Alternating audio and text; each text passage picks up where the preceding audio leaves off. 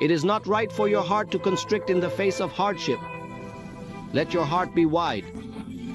Hardships can gallop in it like a horse, and you may not reach the shore, or nothing may happen to you. A hardship comes as it comes, and nothing may happen to you. And you live happily saying, "Isn't God present? He will solve it." There is a problem, and there is God, the problem solver. There is a hardship, and God opens a way out of it, and everything is for good. Blessed be the name of the Lord at all times. The trials that come from God have at least 6 characteristics. I will tell you about these 6 characteristics. The first characteristic is that it is a good hardship or a good trial. It is not a trial of evil.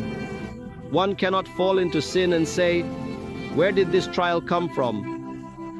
No, the trial that comes from God is a good trial, meaning there is no sin involved because God does not test with evil.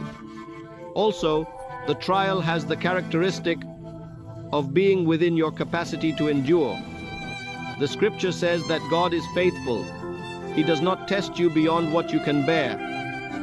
You hear about someone like Saint Abuna in Tunisia, who was tormented by demons and said, "I am afraid this will happen to me." I will tell you to be reassured.